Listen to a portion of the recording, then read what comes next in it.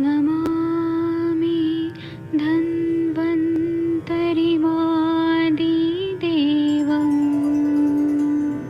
सुरासुरैर्वन्दितपादपद्मं लोके जरामृत्युनाशं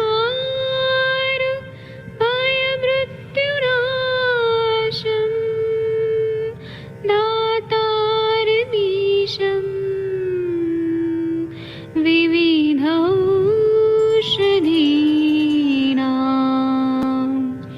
शङ्खं चक्रं जलौकां दधतं मृतघटं चारुतोर्भिश्चतुर्भिः सूक्ष्मस्वच्छादिरुद्यं शुकपरिविलसन् मौलिमं भोजनेत्रम् कालाम्बोदोज्ज्वलाङ्गं कटितटविलसत् चारुपीताम्बराढ्यं वन्दे धन्वन्तरिन्तं निखिलगदमिव प्रौढदावाग्निनीलम्।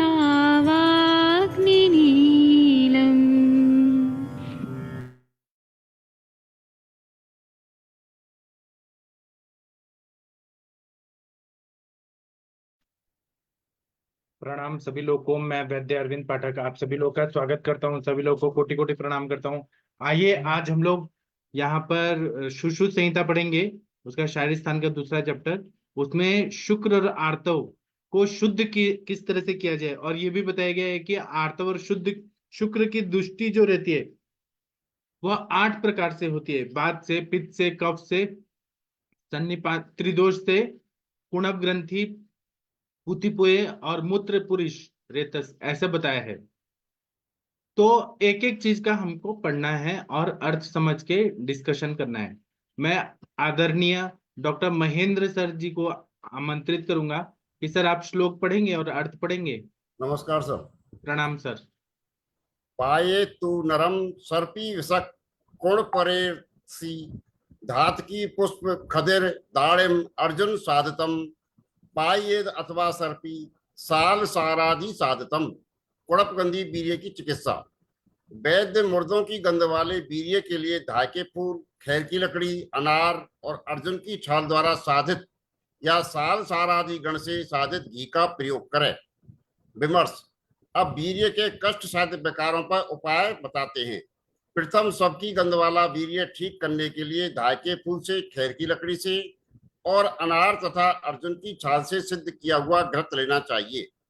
इस घृत में 1 सेर कल्क, 4 सेर घी और 16 सेर जल रहना चाहिए।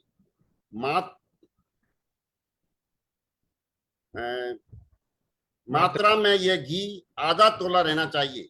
दूसरा घृत साल सारादि गण से सिद्ध किया हुआ लेना चाहिए। यहाँ गण के नाम का निर्देश किया है, इसलिए वही गण घृत बनाते समय क्वाथ और कल्क दोनों में लेना चाहिए। यह घी बनाने के लिए क्वाथ द्रव्य 8 सेर, जल 64 सेर, अवशिष्ट 16 सेर कसाय, औषधि कल्क 1 सेर, जल 16 सेर और 4 सेर घृत लेकर घी शेष रहने तक पकाना और तब फेन की शांति हो तब और मध्यम पाक होने पर निकाल लेना चाहिए। इस घृत की भी मात्रा 6 माह से समझनी चाहिए। Thank you sir. Thank you sir, बहुत अच्छा पढ़ा आपने। शुक्र दोषों का चिकित्सा जो है, पहले तो इन्होंने बता दिया कि वमन विरेचन, स्नेह शोधन, वमन विरेचन, निर्वन वासन बस्ती करें और उत्तर बस्ती करें। उसके बाद में एक एक पे आते हैं कि जो कुड़ब गंधी है, जिसमें मुर्दे की गंध आ रही है, डेड बॉडी का स्मेल आ रहा है, उसको शुद्ध करना है। शुक्र शुद्ध नहीं होगा तो वो प्रजोत्पादन में समर्थ नहीं होगा। तो उसके लिए क्या बोल रहे हैं कि धाय का फूल लेना है, जो धात की पुष्प लेना है, खदीर का लकड़ी लेना है, अनार और अर्जुन की छाल से साधित घृत बनाना है, या साल सरादि गण जो है सुश्रुत संहिता में गण बताए हैं, साल सरादि गण से साधित घी का प्रयोग कराना है। इससे कुणबगंधी जो वीर्य है वो शुद्ध हो जाता है। कुछ ऐसी वनस्पतियां होती हैं जो शुद्ध से, जो शुक्र में जो मिश्रित जो भी दुष्टि है उसको साफ कर देती है, और ये जो भी है वो रिसर्च पेपर उन लोगों ने बनाए थे, बहुत सारे वनस्पतियों पे काम किया है उन्होंने, और उसके बाद ही ये सुश्रुत संहिता लिखा गया है।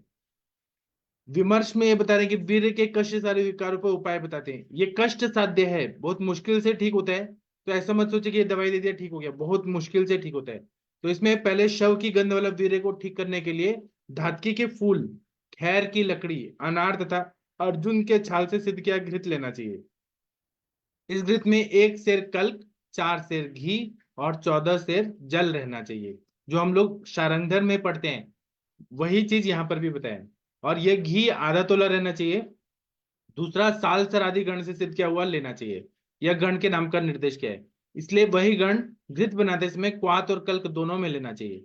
यह घी बनाने के लिए क्वाथ द्रव्य 8 सेर, जल 64, मतलब उसका 8 × 8 उतना लेना है, अवशिष्ट 16 सेर, औषधि कल्क 1 सेर, जल 16 सेर और 4 सेर घृत लेकर घी शेष रहने तक पकाना है। यथा फेनोद्गमे तेले फेन शांतिश्च सर्पिषि, फेन की शांति हो जाती है तो घृत सिद्ध हो जाता है, उस मेथड से बनाना है। और इन्होंने फेन की शांति जब हो रही है तो मध्यम पाक बोला है, मृदु पाक नहीं होना चाहिए, खर पाक नहीं होना चाहिए, मध्यम पाक होना चाहिए, और यह पेशेंट को खिलाना है। और इसकी मात्रा 6 माशा इतना मात्रा में खिलाने के लिए देना है। अब इसका हम टीका पढ़ेंगे जी,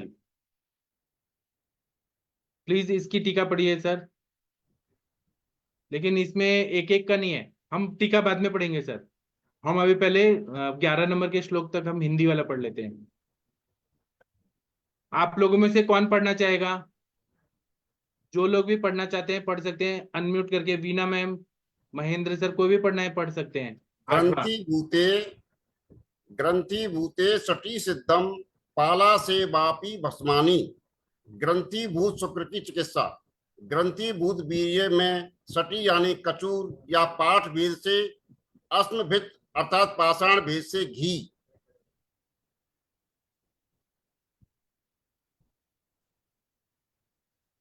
बनाकर या पलाश छाड़ से घी बनाना चाहिए। सटी सिद्धम की जगह अस्मभि सिद्धम पाठांतर है।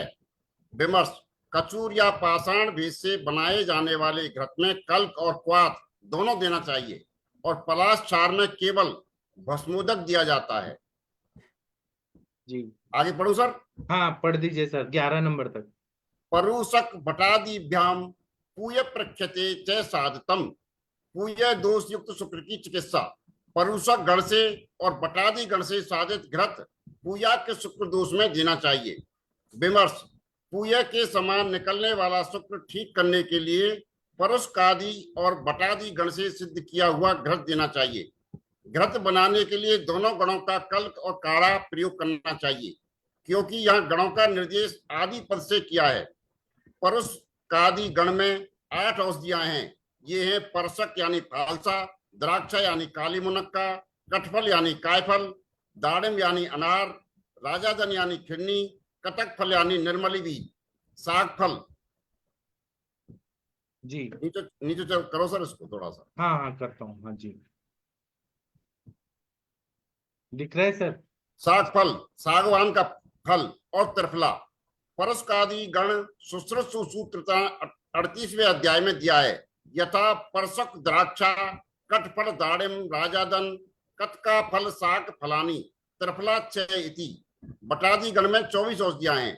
वे न्योग्रोध यानी बट, उदुम्बर यानी गूलर, अश्वत्थ यानी पीपल, प्लक्ष यानी पाकर, मधुक यानी मुलेठी, कपीतन यानी आम्रतक, ककुव यानी अर्जुन, आम्र, कोसाम्र, चीरक पत्र यानी लाक्षा वृक्ष, जम्बूद्वय जामुन और राज जामुन, प्रियाल और यानी चिरौंजी, मधुक यानी महुआ, रोहिणी यानी कटफला, बंजुल यानी बेंत, कदम्ब यानी कदम, और बद्री यानी बेर, तिंदुकी तेंदु, और सल्लकी यानी सलाई सर्जवेद, रोद्र लोद्र, सावर रौद्र सावर लूद्र, भल्लातक बिलावा, पलास यानी ढाक, और 24वां नंदी वृक्ष।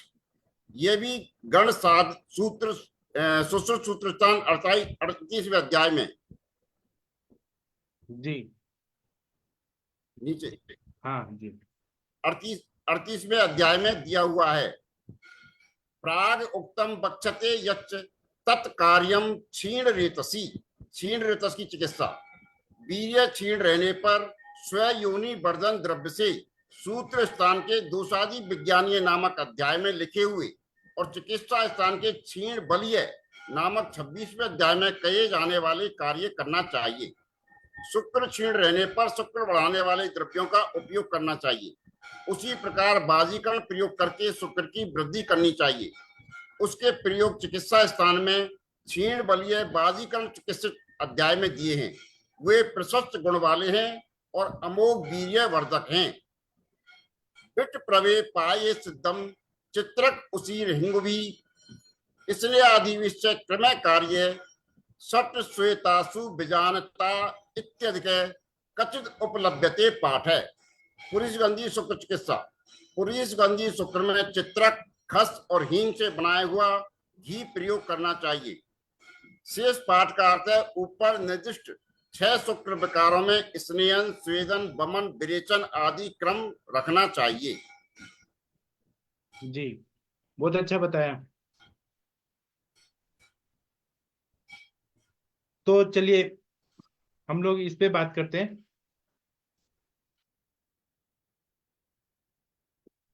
इसमें एक एक चीज हम पढ़ते हैं।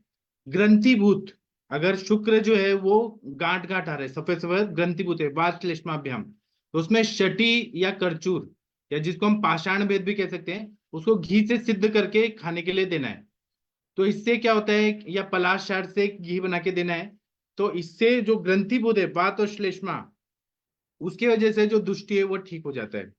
और इसमें बोल रहे हैं कचूर और पाषाण भेद से बनाए हुए घी में कल्क और क्वाथ दोनों देना चाहिए। पलाश क्षार में केवल भस्मोदक दिया जाता है। पुय युक्त, पुय दोष युक्त जिसमें पस आ रहा है, उसमें परुषकादि गण जो बताया है और वटादि गण से साधित पुयाख्य शुक्र में देने के लिए बोला गया है। और ये बहुत ही इंपॉर्टेंट है। ये सारी चीजें मिल जाती है मार्केट में, कोई भी ऐसा नहीं है कि नहीं मिलता है। कुएं के समान निकलने वाला शुक्र जो है उसमें क्योंकि पस आ रहा है, इन्फ्लेमेशन है, इन्फेक्शन है वहां पे वो एरिया में, क्वार्टल एरिया में, या जहाँ पे स्पर्मेटोजेनेसिस होता है तो उसमें बहुत सारे सेल्स वास्ट डिफरेंस में हो सकता है, या फिर स्पर्मेटिक कॉर्ड में हो सकता है, या फिर जो टेस्टिकल्स है वहां पे कोई ना कोई ऐसे पैथोलॉजी है कि पस आ रहा है। तो उसको ठीक करने के लिए, और ये एलोपैथी साइंस के डॉक्टर्स को भी नहीं पता है जो ये आयुर्वेद में बताया, परुषकादिगण वटादिगण से सिद्ध क्या हुआ घृत देना है। घृत बनाने के लिए दोनों गणों का क्वाथ और काढ़ा प्रयोग करना चाहिए। कल्क मेथड और काढ़ा दोनों के साथ में करना है। और परुषकादिगण में 8 औषधियां हैं। चरक में देखेंगे तो जो गण है उसमें 10-10 है, लेकिन इसमें कम ज्यादा है। तो इसमें 8 औषधियां हैं कि परुषक मतलब फालसा, द्राक्षा, काली मनुका, कायफल कटफल, दाड़िम अनार, राजाधन खिरनी, कत्तक फल मतलब निर्मली, शाक फल मतलब सागवन का फल, और त्रिफला परुषकादि गण सुश्रुतसूत्रस्थान 38वें अध्याय में दिया गया है। यथा परुषक, द्राक्षा, कटफल, दाड़िम, राजाधन, कतकाफल, शाक फलानी, त्रिफला चैती। और वटादि गण जो है उसमें 24 औषधियां हैं। चरक में ऐसा नहीं है, चरक में गण है तो 10-10 ही है, लेकिन सुश्रुत के जो गण है उसमें कभी 8 है, कभी 24 है, कम या ज्यादा है। तो वटादि गण में जो बड़े बड़े वृक्ष होते हैं, जैसे कि न्यग्रोध है, उदुम्बर है, गुलर है, पीपल है, प्लक्ष है, मुलेठी, आम्रतक, अर्जुन, आम्र, कोशाब्र, लाक्षा वृक्ष, जम्बूद्वय, जामुन और राज जामुन, चिरौंजी, महुआ, कटफल, वेन, कदम, बेर, तिंदुक, सिल्लई, सर्जभेद, लोद्र, शावर लोद्र, बिलावा, पलाश या ढाक, और 24 नंदी वृक्ष। ये सब सुश्रुत सूत्रस्थान 38वें अध्याय में बताया गया है। इस तरह से क्षीण रेतस, अगर वीर्य क्षीण हो गया है बहुत ज्यादा, मास्टरबेशन क्या है या दोषों की दुष्टि की वजह से, वात पित्त की वजह से क्षीण हो गया है, तो स्व योनिवर्धन जो सूत्र स्थान में दोषादि विज्ञान नामक अध्याय में शुक्र बढ़ाने वाले वृक्ष दवाइयां हैं उनका प्रयोग करना है, बाजीकरण वाले का प्रयोग करना है। क्षीण बल्य नामक 26वें अध्याय में ये कार्य जो चिकित्सा बताया वो करना चाहिए। चिकित्सा स्थान के क्षीण बल्य नामक अध्याय में बाजीकरण बताया है वो करना चाहिए। विमर्श में बोल रहे हैं कि क्षीण शुक्र रहने पे शुक्र को बढ़ाने वाले द्रव्यों का उपयोग करना है। उस तरह से बाजीकरण प्रयोग करके शुक्र की वृद्धि करना चाहिए। उसके प्रयोग चिकित्सा स्थान में क्षीण बलीय बाजीकरण चिकित्सक अध्याय में दिए हैं, वे प्रशस्त गुण वाले अमोघ वीर्यवर्धक हैं। और 11 नंबर का जो बताया है पुरीशगंधी शुक्र, पुरीशगंधी को असाध्य बोला है, लेकिन चिकित्सा तो हमें करना है, तो उसमें बोल रहे हैं कि चित्रक, उशीर, हिंग से बनाया हुआ घी प्रयोग करना चाहिए। शेष पाठ का अर्थ है कि 6 शुक्र कार्यों में स्नेहन स्वेदन वमन और विरेचन करना चाहिए। यहाँ पे कष्ट साध्य और असाध्य जो शुक्र दोष है उसकी चिकित्सा बताइए। और बाकी जो है वातज पित्तज कफज, वात पित्तज पित्त कफज, वात कफज, वो जो 6 विकार हैं उसमें तो स्नेहन स्वेदन वमन आदि विरेचन से वो ठीक हो जाता है। चलिए इसकी पूरा हम टीका पढ़ते हैं। 7वें से टीका है। आप लोगों में से कौन पढ़ना चाहेगा टीका? डलहन जी की टीका पढ़नी है, डलहन मुनि की टीका कोई पढ़िए, मैं अर्थ बता दूंगा सब। वीना मैम आप पढ़ेंगी? मैं पढ़ूं सर? आप ही पढ़िए सर। हाँ पढ़िए। इदानीं शुक्र दोषाणाम चिकित्सम आह भवन्ति इत्यादि तेषु। हाँ मतलब इस तरह से शुक्र दोषों की चिकित्सा बताया है भवंती इत्यादि से। ये श्लोक की शुरुआत देखिए क्या बताइए, भवंती छात्र, तो इसीलिए भवंती इत्यादि से बताया है। तेषु उनमें भी, सप्तमी बहुवचन, उनमें भी। अभी आप ये पूरा पढ़ दीजिए सर। शुक्र देशेषु मध्य। शुक्र दोषेषु मध्ये आद्यान त्रीन शुक्र दोषान स्नेह स्वेदादि भी क्रिया विशेषई जयेत इति संबंध आदि ग्रहणात् वमन विरेचन निर्वय अनुवासन उत्तरवस्थयो यथा दोष समनानि च अवगंतव्यानि तथा इति पुनरुत्तरवस्थी कथन क्रियासु प्राधान्य सूचनार्थम पायेत इत्यादि धातक्यादि कल्क कषायाभ्याम साधितम साल सारादि साधितम इतित्रापि कल्क कषाभ्याम एव ग्रंथित्यादि सठी सिद्धम इति सत्या कल्क कषाभ्याम सिद्धम पलासे वा इत्यादि पलास भस्माड़क सड़वी सरल आड़कई क्वचित पाद से सप्तकृत्व परसुतम आड़क से प्रस्तम घृतम पाकाय प्रयोज्यम परुषक परुषक बटादिभ्याम इत्यादि परुषक बटादिभ्याम परुषकादि योग्रादि गणाभ्याम इत्यर्थ है। प्राग उक्तम इत्यादि प्राग उक्तम।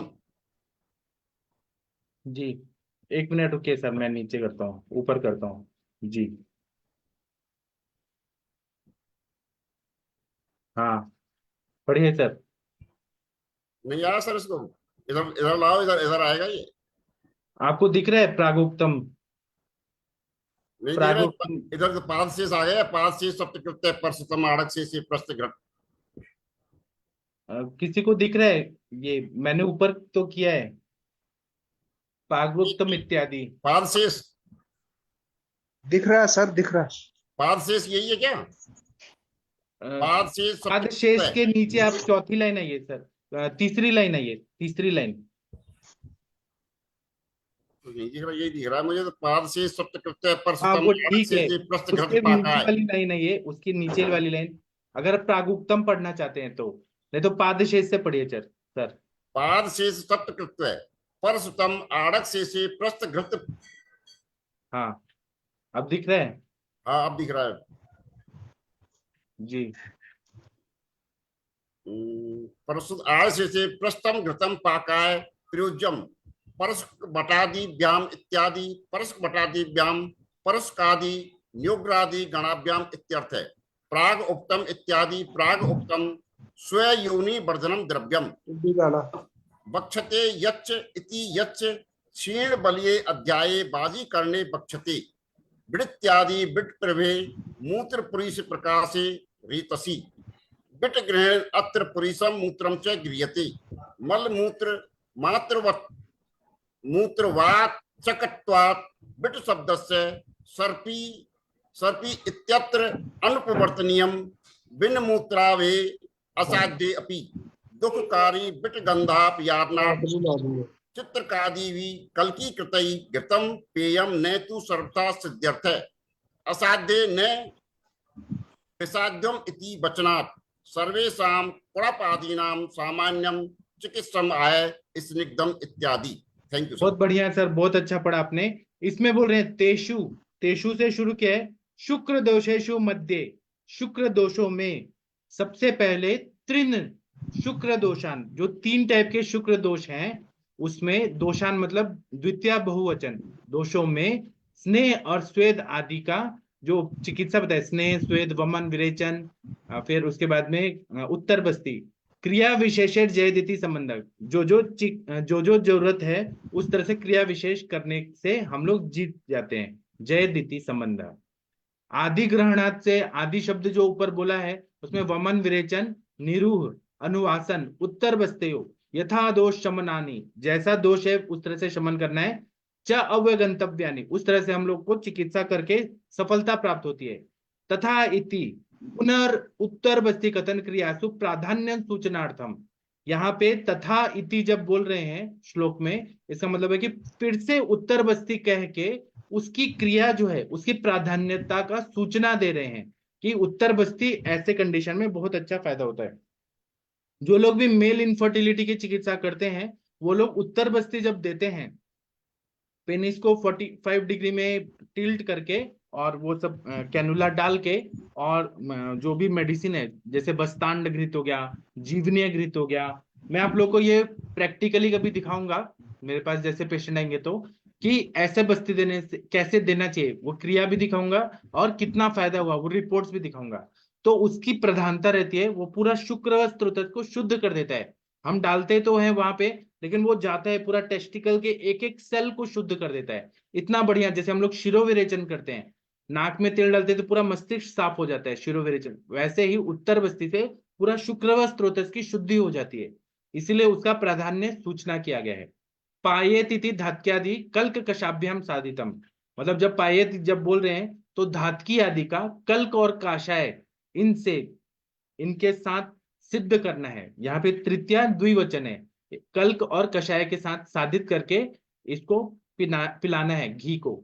सालसरादि साधित मित्यत्रापि कल्का कषायाभ्याम मेव, सालसरादि गण से साधित भी यहाँ पर कल्क और कषाय से सिद्ध किया हुआ, एवं मतलब वहां पर भी उसी का प्रयोग वैसे ही प्रयोग करना है।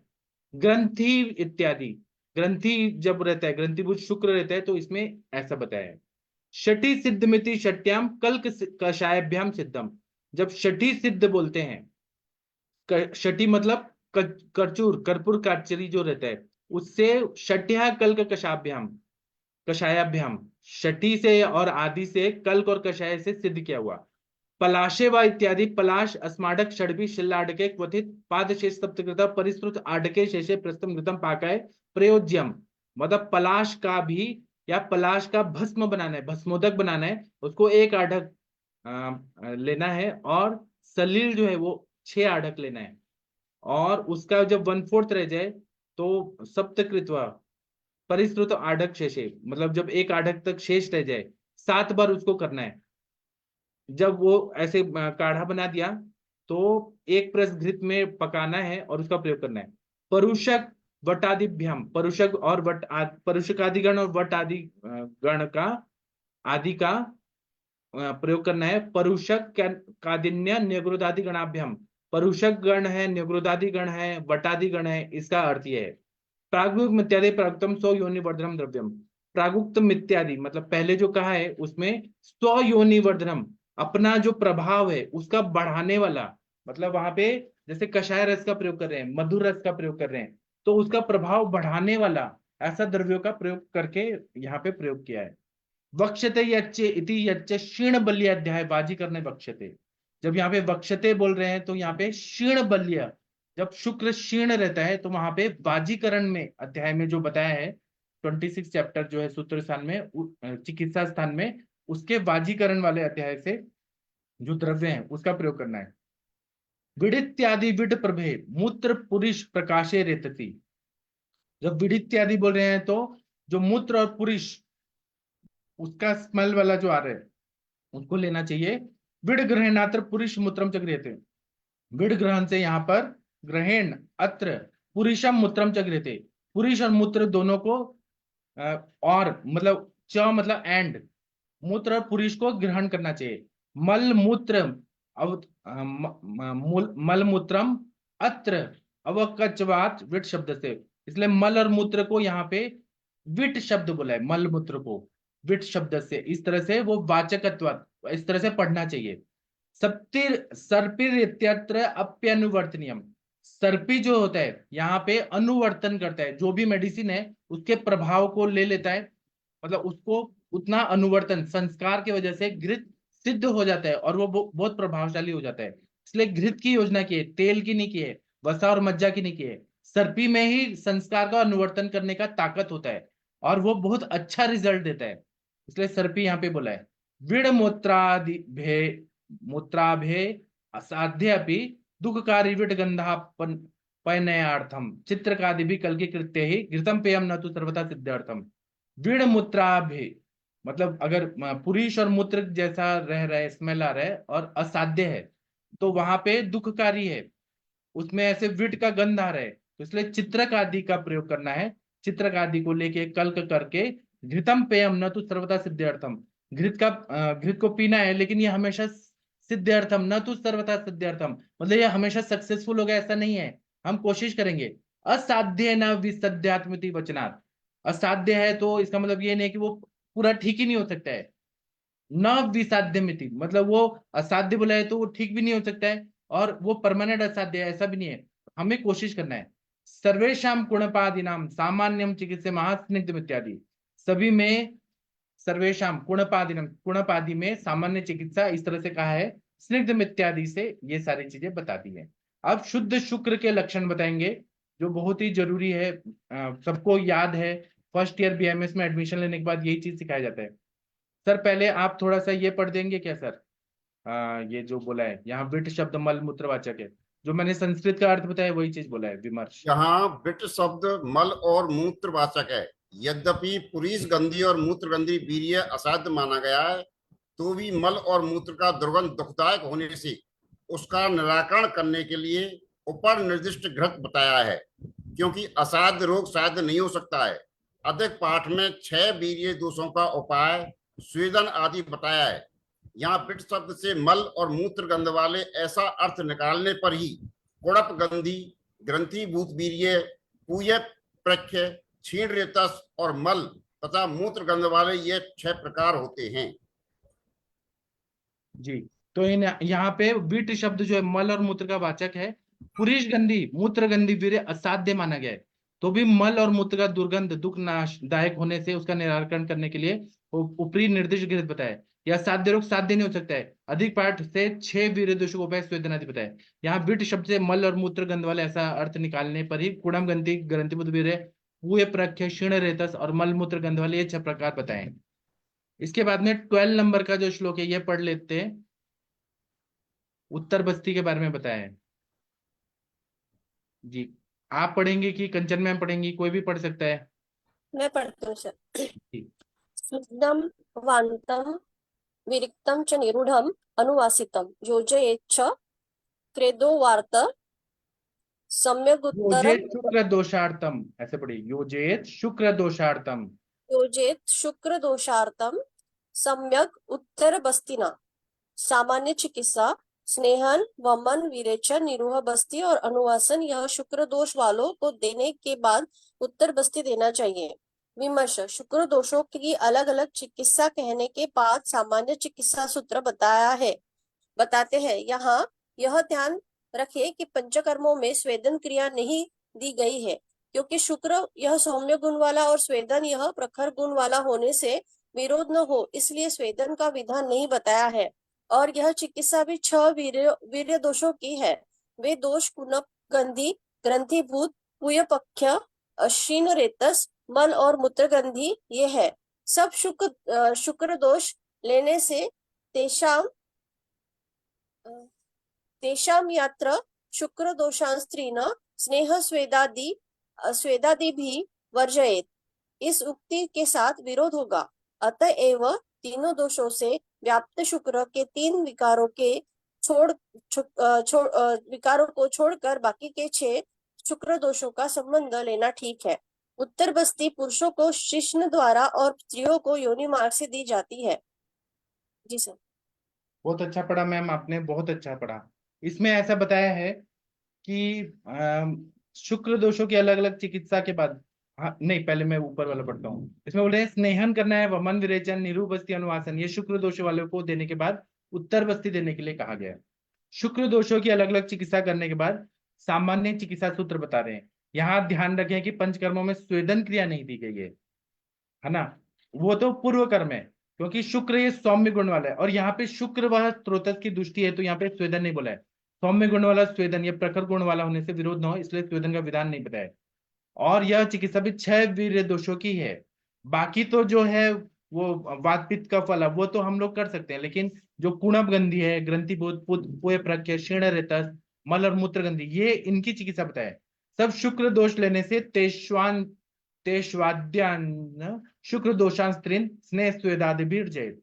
मतलब इसमें शुक्र दोषों में 3 जो है वो स्नेह स्वेदन से तो हम कर सकते हैं, ये फिर विरोध हो जाएगा।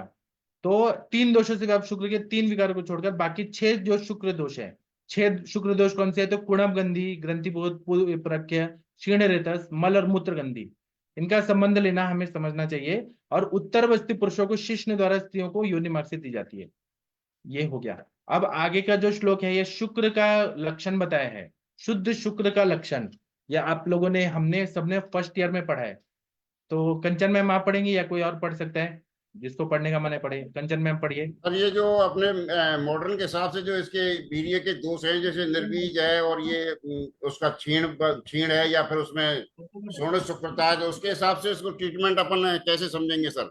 सर वो तो है, मतलब जो रहता है कि स्पर्म सेल्स जो रहते हैं, उनका जो बॉडी होता है, वो टेल जो रहता है वो कैसा भी है, 3-4 उसके टेल आए हैं, या टेपरिंग हेड है, वो तो स्पर्म सेल पे उतना रिसर्च हुआ है। लेकिन जब शुक्र निकलता है तो पुए गंधी वगैरह, पुती पुए, उस हिसाब से हमारे आयुर्वेद में बोला है।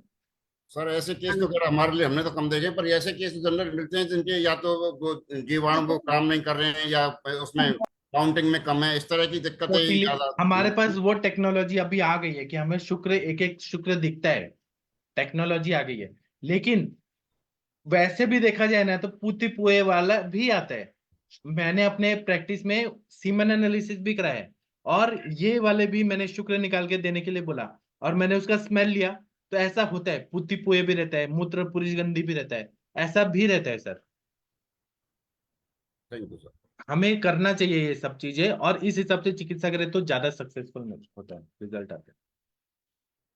एक हाथी है, उसको कोई इस तरह से देख रहा है, सूंड से देख रहा है, कोई पूंछ से देख रहा है, हाथी तो हाथी ही है ना।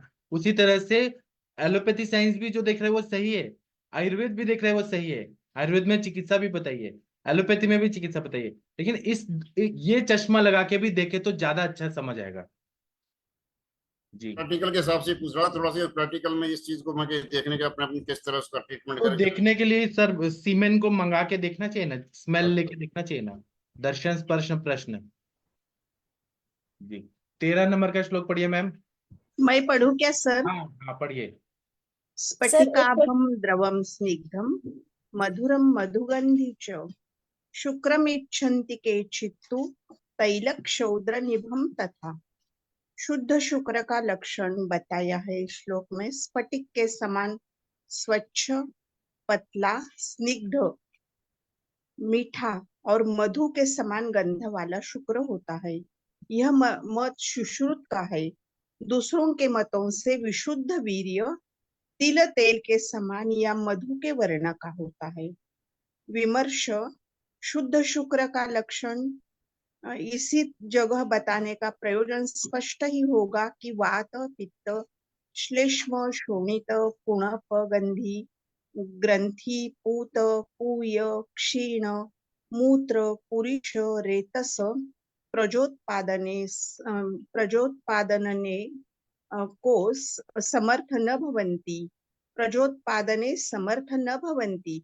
इस वाक्य में कहे हुए दोषों का कैसे निराकरण करना चाहिए, यह बताने के बाद शुद्ध शुक्र समझना जरूरी होता है, इसलिए इसका लक्षण दिया है।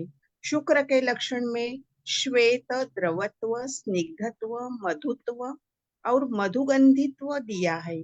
मधुरत्व की परीक्षा लिटमस नामक परीक्षोपयोगी पत्र से की जाती है।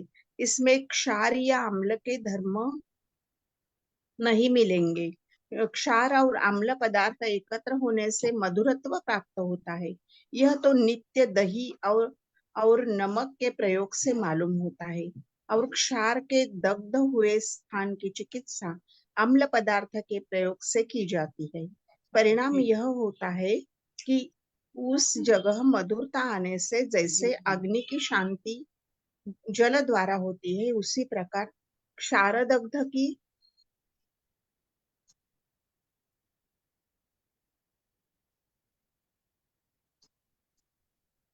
ऊपर पढ़िए इस साइड क्षारदग्ध शांति। की शांति अम्ल द्रव्य से होती है। कहा भी है कहा भी है अम्लेन सह संयुक्तः स तीक्ष्ण लवणो रसः माधुर्यं भजते अत्यर्थं तीक्ष्ण वायवं विमुच्यन्ति। माधुर्यात् माधुर्यात् शमं माधुर्यात् शममाप्नोति बहिर्सिद्धि रिवाप्लुतः। बहुत से आचार्यों के मत से शुद्ध शुक्र तैल और मधु के वर्ण का होता है। उपयुक्त 3 प्रकार के मतों का समन्वय परिणामों से स्पष्ट होगा। सफेद शुक्र का परिणाम गौरवर्ण की संतान के लिए है। तैल वर्ण के शुक्र से काला रंग होता है। यथा यथा तत्र शुक्रे शुक्ले शुक्र शुक्ले घृतमंडे वा घृतमंडेया गर्भस्य गौरवत्वम, तैला में कृष्णवत्वम, मध्वा में श्यामत्वम। अष्टांग संग्रह के मतानुसार वीर्य का लक्षण तत्सौम्यम, स्निग्धम, गुरु, शुक्लम, मधुगंधी, मधुरम, पिच्छिलम, बहलम, घृत तैल क्षौद्र अन्यतम वर्णम च शुक्रम गर्भाधान योग्यम भवति। चरक के मत से शुद्ध शुक्र का वर्ण निम्न प्रकार से होता है। स्निग्धम, घनम, पिच्छिलम च मधुरम च विदाही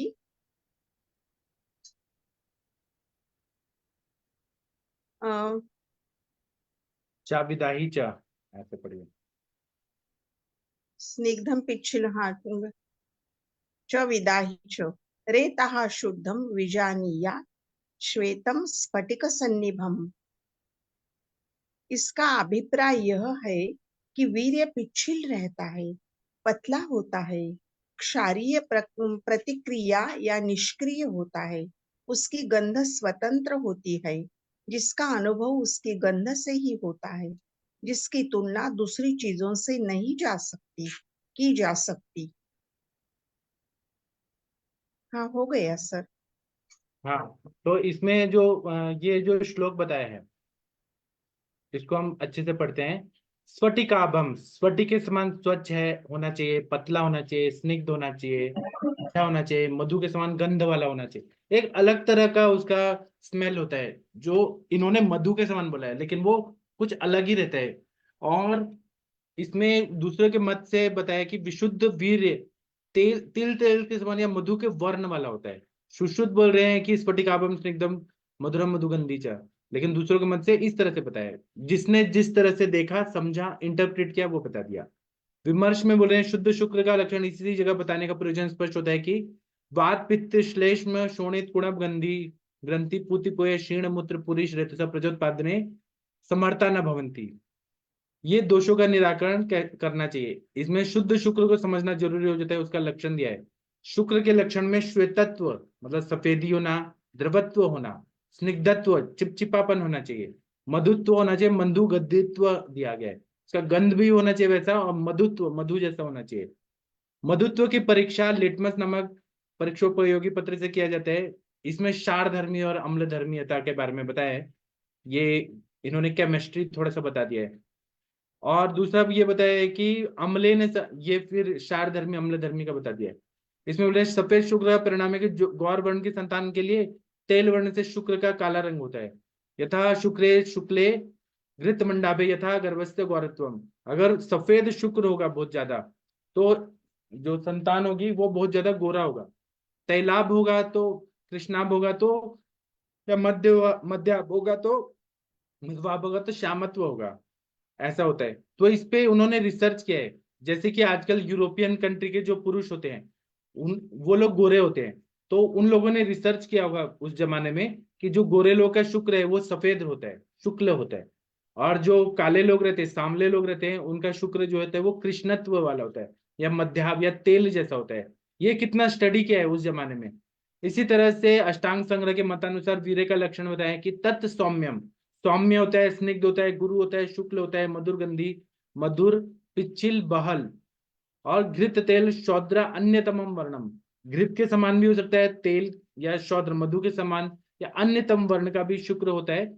ऐसा शुक्र जो होता है गर्भाधानम योग्यम न भवति, ये गर्भाधान योग्यम होती, सॉरी, गर्भाधान के योग्य होता है। चरक के मत में शुद्ध शुक्र का वर्णन निम्न प्रकार से, चरक संहिता में बोला है कि स्निग्धम घनम पिच्छिलम च मधुरम च अविदाही च, मतलब स्निग्ध होना चाहिए, घन, पिच्छिल और मधुर होना चाहिए। अविदाही मतलब वो जब शुक्र निकले तो बर्निंग नहीं होना चाहिए। ऐसा शुक्र शुद्ध रहता है और वह स्फटिक मणि के समान सफेद रहता है। और इंग्लिश में बोला है semen is a liquid in form, viscid neutral in reaction alkaline, the odour of it though compared with other things still it has a own peculiar smell. इसका अभिप्राय है कि वीर्य पिच्छिल रहता है, पतला होता है, क्षारीय प्रतिक्रिया और निष्क्रिय होता है, और उसकी गंध स्वतंत्र होती है, उसका अनुभव उसकी गंध से ही होता है। शुक्र निकल रहा है उसको स्मेल करने से ही पता चलता है कि अलग तरह का शुक्र का स्मेल है, जिसकी तुलना दूसरे चीजों से नहीं की जा सकती है। बॉडी का ये जो सार भाग होता है, धातुओं का सार भाग, शुक्र निकलता है, और शुक्र के साथ ओज भी निकलता है। इसलिए शुक्र शायद ज्यादा नहीं करना चाहिए, नहीं तो ओज भी निकल जाता है। पर और अपर ओज हम लोगों ने पढ़ा है। और ये जो शुक्र होता है इसका स्मेल कुछ अलग ही रहता है। जो इसकी टीका पढ़ेंगे, इसकी टीका एक ही लाइन की है, कौन पढ़ना चाहेगा? कंचन मैम आप कुछ बोल रही थी उस टाइम। सर मैं ऐसे बोल रही थी कि आप इतना अच्छा कैसे पढ़ते हो सर, मुझे सीखना है सर। क्योंकि एक एक वर्ड का मीनिंग समझना बहुत जरूरी होता है। जैसे कि आप हम ट्रांसलेशन पढ़ देते हैं, पर वो स्फटिकाभ्याम, उसका मीनिंग द्रवम, स्निग्धम, ऐसे अगर पढ़ना स्टार्ट करेंगे तो ही हमको, मतलब हम लोगों को आएगा सर। तो आप प्रैक्टिस कैसे, makes a man perfect, practice करते रहिए, पढ़ते रहिए, पढ़ते रहिए। एक समय मतलब ऐसा आएगा कि ऐसा लगेगा कि दल्लनाचार्य जी आपसे बात कर रहे हैं। Practice। मैंने सुश्रुतिता कितनी बार टीका पढ़ी है। हमारे कॉलेज में डांटते थे अगर गलत उच्चारण किया। अब जैसे कि है लक्षणम आह, अगर मैंने बोल दिया लक्षणम माह, संधि विच्छेद नहीं गया, तो मैडम डांटती थी, वहां पे डांट पड़ती थी। तो ये बार बार प्रैक्टिस करने से और संधि विच्छेद करने से, ऐसे करते करते करते आ जाता है। वो वर्ड्स के मीनिंग पे आ जाते हैं क्या सर, हम बार बार हाँ पढ़ते रहेंगे तो? हाँ। जी सर, आप जैसे बोल रहे हो वैसे ही अभी प्रैक्टिस देखिए, करते हैं। पहले आप याद करिए कि जब टीका वाचन शुरू किया गया था तो लोगों को संस्कृत पढ़ने में कितना डिफिकल्ट होता था।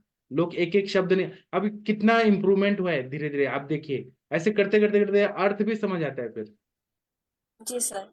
और इसमें कोई, आप देखेंगे दल्लनाचार्य जी ने कोई समास समास नहीं यूज किया है, इन्होंने क्लियर क्लियर एक एक लाइन से सब बताया है।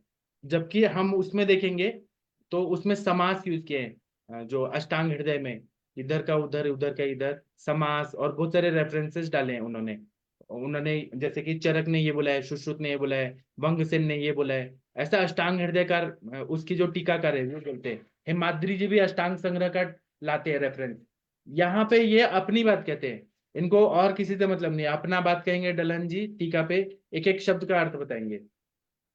जी सर, पढ़ती हूँ सर। हाँ इदानी अदृष्ट शुक्रस्य लक्षणम आह स्फटिके इत्यादि। इदानी मेकीय मतम आह केचिद केचिदि इत्यादि। हाँ। अब देखिए, इदानिम, यहाँ पर अदुष्ट शुक्रस्य, जो खराब हुआ जो शुक्र है, अदुष्ट मतलब जो शुद्ध है, दुष्ट नहीं है, ऐसे शुक्र का लक्षणम आह, लक्षण कहा है। असल में आहू शब्द होना चाहिए, आहू का आह बोलते हैं। स्फटिक इत्यादि, यहाँ श्लोक की शुरुआत क्या है? स्फटिकाभम द्रवम स्निग्धम, स्फटिकाभ है तो इसलिए स्फटिक इत्यादि से यहाँ पे अदुष्ट शुक्र के लक्षण कहा गया है। इदानिम एक मतम आह, यहाँ पर एक का ही मत कहा है, एक ही ऋषि का मत कहा है। एक ऋषि कौन है यहाँ पे? तो सुश्रुत जी है। और वो कौन से संप्रदाय के? तो धन्वंतरी संप्रदाय के हैं वो। और धन्वंतरी जी ने 6 शिष्यों को सिखाया। उसमें सुश्रुत है, कौन कौन है? सुश्रुत है, जतुकर्ण है, औपधेनव है, ऐसे 6 शिष्य थे, है ना। तो एक का ही मत बताए।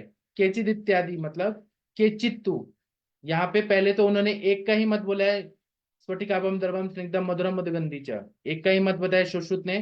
केचिद इत्यादि जब बोला है तो और लोगों का भी मत बताया है। और लोग बोलते हैं कि तैलम शौद्र निबम यथा, तेल जैसा या मधु जैसा ये शुक्र रहता है। केचित तू, केचित इत्यादि से अन्य लोगों के मत भी बताए हैं। ठीक है, अभी जो आगे का पढ़ना है वो अभी हम पढ़े कि कल पढ़े? आर्तव शुद्धि का बहुत डिटेल में आर्तव वाला पढ़ना है, अभी ब्रेक ले लेते हैं। अभी शुक्र का हो गया है, कल आर्तव वाला पढ़ेंगे। तो आप लोग को कैसा लगा आप लोग जरूर बताइए। अगर आप लोग को और पढ़ने का है तो और मजा आएगा।